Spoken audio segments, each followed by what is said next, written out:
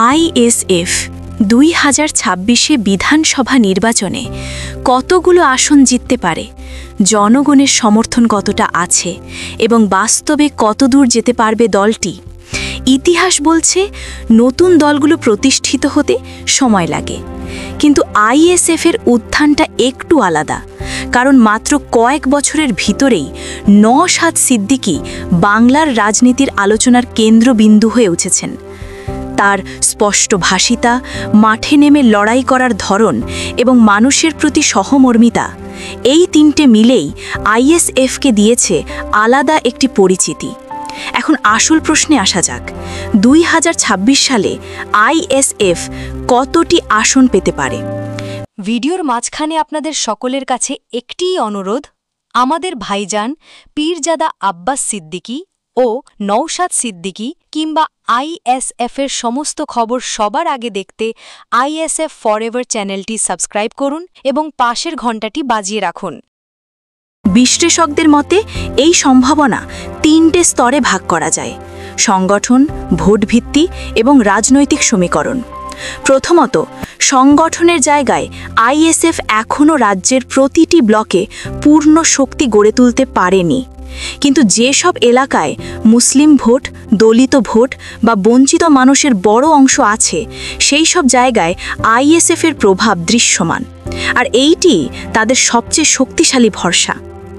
দ্বিতীয়ত, ভোট ভিত্তির কথা বললে নওশাদ সিদ্দিকী যেভাবে মানুষকে সরাসরি স্পর্শ করেন, ধর্মীয় সংখ্যালঘু, দলিত, শ্রমজীবী, ছাত্র, এই শ্রেণীগুলোর মধ্যে আইএসএফের প্রতি একটি স্থায়ী ভালোবাসা তৈরি হয়েছে। অনেকেই মনে করেন এইবার আইএসএফ শুধু একটি দল নয়, একটি প্রতিবাদের ভাষা। তৃতীয়ত, রাজনৈতিক সমীকরণ।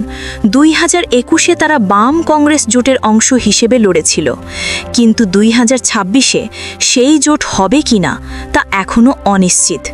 যদি জোট হয় তাহলে আইএসএফের সম্ভাবনা বেড়ে যায় অন্তত দ্বিগুণ, আর যদি জোট না হয় তাহলে লড়াই হবে কঠিন কিন্তু অসম্ভব নয়। এখন সংখ্যায় আসা যাক। মিনিমাম পরিস্থিতিতে আইএসএফ 3 থেকে 5টি আসন পাওয়ার মতো অবস্থা রয়েছে। মাঝারি পরিস্থিতিতে, যেখানে সংগঠন শক্তিশালী এবং প্রচারের প্রভাব ভালো হবে, সেখানে 7 থেকে 12টি আসন খুবই বাস্তবসম্মত। আর সবচেয়ে আশাবাদী পরিস্থিতিতে, যেখানে জোট থাকবে, প্রার্থী বাছাই শক্তিশালী হবে এবং বিরোধী ভোট এক জায়গায় কেন্দ্রীভূত হবে, সেক্ষেত্রে আইএসএফ 12 থেকে 18টি আসন পর্যন্ত জিততে পারে। আর 20 ছুঁতে পারলে সেটি হবে বাংলার রাজনীতিতে একেবারে নতুন সমীকরণ।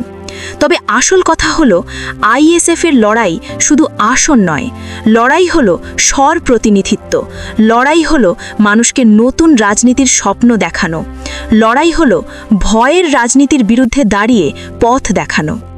মানুষের সমস্যা, চাকরি, শিক্ষা, স্বাস্থ্য, এই ইস্যুগুলোতে যত বেশি জোর দেবে আইএসএফ, তত বেশি ভোট তাদের দিকে আসবে।